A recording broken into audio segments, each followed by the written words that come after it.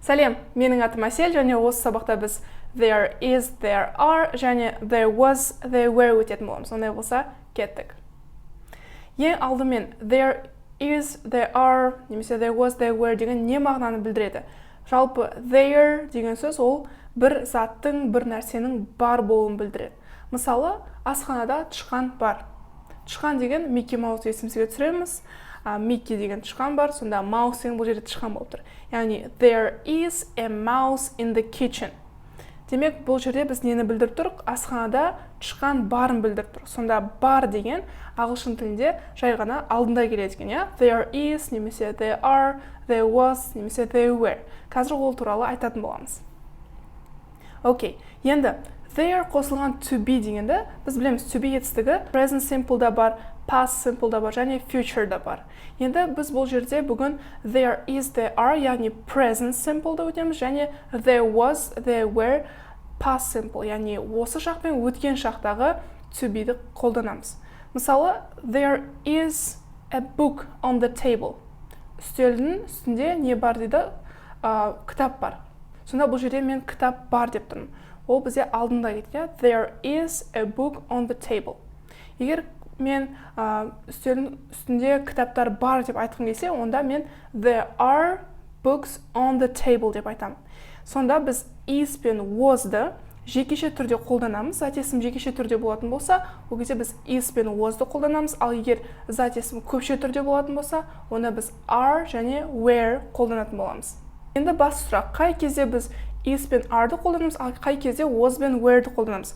Ол кезде біз сөйлемнің мағынасына мән береміз. Егер біз болған деп өткен шақта айтқымыз келсе, онда біз was, were қолданамыз. Ал егер бар деп айтқымыз келсе, осы шақта онда біз is, are-ды қолданамыз.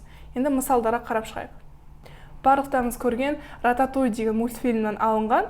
Бұл жерде қайтадан сол сөйлем there is a mouse in the kitchen. Қазір ол жерде, яғни мен бұл осы шақта айтып тұрмын. Асханада тышқан бар, қазір бар деп тұрмын, иә? There was a mouse in the kitchen. Асханада тышқан болды, яғни болған, бұл өткен шақта айтылып тұр. Сол үшін мен бұл жерде to be етістігінің was қолданып тұрмын, иә? Бұны is деген бұл жерде осы шақта тұр, was деген өткен шақта тұр. Және бұл жерде мен is-ті қолданып тұрмын, өткені бізде бір тышқан, иә? Жекеше зат есім.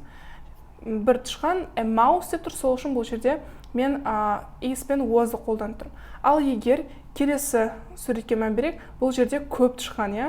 There are a lot of mice in the kitchen. Бұл жерде мен are-ды қолданып тұрмын, өткені a lot of mice.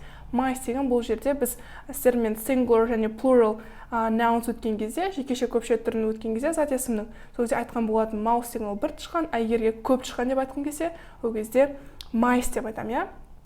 There are a lot of mice in the kitchen. Сонда бұл жерде мен there are деп тұрмын, осы шақта. Асханада көп тышқан бар деген сөз.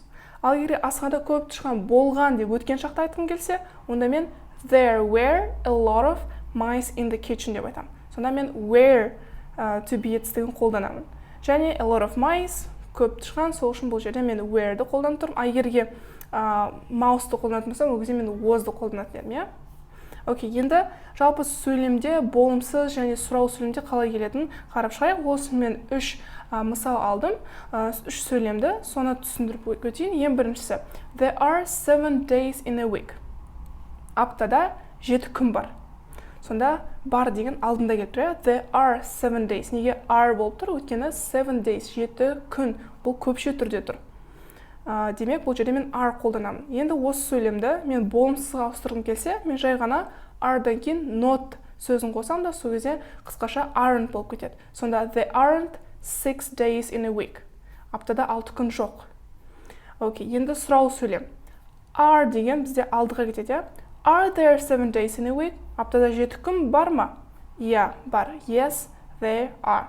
Окей, енді келесі сөйлем. There is a train at 10:30.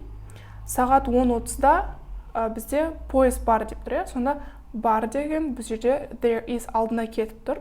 Яғни is-ті қолданып тұрмын, өткені train деген, поезд деген жекеше зат есім болып тұр. Енді осыны болымсызға ауыстырамыз. There isn't a train at 11:30. 11:30-да поезд жоқ. Сонда isn't деген ол is not қысқаша түрде, иә? Енді осыны сұраулы сөйлемге ауыстыратын болсам, is алдына кетеді. Сонда is there a train at 11:30? Сағат 11:30-да пойыз бар ма? No, there isn't. Жоқ. Yeah? Okay. Келесі сөйлем. There is a man on the roof. Шатырда бір адам бар. Сонда бұл жерде мен there is қолданып тұрмын. Өйткені a man бір адам, я? Және қазір осы шақта болып тұр.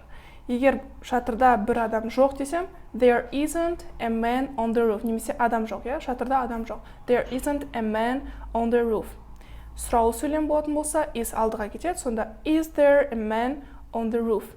Yes, there is.